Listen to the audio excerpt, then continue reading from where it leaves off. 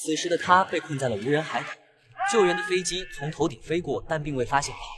现在他只能在这里寻找食物和掩体，再次等待救援。克鲁真的没有想到，一场突如其来的风暴把他和他的小船吹到了这里。正当他寻找掩体的时候，眼前出现了的一个石头地堡吸引了他的注意。这个用石头做的地堡看起来非常结实，并且门口还有一根火车铁轨的横梁作为支撑。当他走进里面之后，还有一个观察哨可以看到外面。他认为这种结构绝对能保证自己的安全，就算是10级大风来了这里也会非常安全。这个地堡简直太完美了。此时的他仿佛又看到了后下去的希望。第一步要做的就是整理并搜寻有用的物资。此时克鲁内心还有一点小期待，这里非常像2战后避难者的基地。如果能找到一些当时的金币或者是古董，他回家之后就再也不用出来拍视频探险了。正当他整理屋内的木方时，他听到了金属的声音。难道真的有古董？当他把东西拿出来的时候，眼前的这个杯子确实超过100年了，但是却没有什么价值。木板下面还藏着一个大杀伤力武器。克鲁利用它把窗台清干净之后，他搬来了几块石头作为辅座，然后开始找到合适的木板，用锯子锯成需要的大小。他要做一张床，目前他的装备中只用到了锯子和斧头。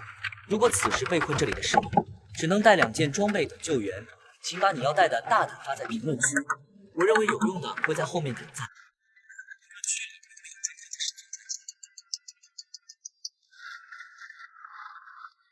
床做好之后，他把玻璃嵌入大床上。这个时候，屋内终于不是四面透风了，现在外面的海风终于吹不进来了。现在的温度已经开始降低了，而克鲁也从背包里拿出来了壁挂炉。他不明白为什么这里两侧都有一个大窗，难道当时这个人不看了？不过这里的窗刚好可以把壁挂炉的烟头放进去。克鲁现在就能感觉到这个海岛昼夜温差会非常大，现在的海风吹进来有一些刺激，并且这里湿度非常高。他非常庆幸这次出来就会带一个壁挂炉，虽然会占用很大的空间。接下来他用木板把其他漏风的地方尽可能的封闭上了。就在这时，他听到了飞机的声音，他迅速冲了出去。由于距离太远，救援人员根本没有注意到他。克鲁此时的心情非常沮丧。经过一番思想斗争之后，他决定还是先回到庇护所。如果救援人员没有找到他，肯定还会再来一次，并且夜晚即将降临，他还不知道这里的夜晚有没有别人存在。点燃壁挂炉之后，温暖的气息让克鲁头脑清醒了一些。他才发现这个堡垒确实坚固，但是门还没有做，这是安全的第一保证。他现在要在夜幕降临之前安装好一个门，毕竟海岛后面有一片森林，万一夜里有野生动物来这里散步，他就会很被动了。这种实木门只要做好2层的固定处，门就会异常的坚固，一般的动物绝对不会把门撞破。这里一定要切记一点，在有动物的地方居住，一定要做外开式的门。最后再用锈铁钉做一个门把手，这个坚固的门就是做完成。而此时天也开始黑下来，此时的克鲁决定回到屋内，不再出门。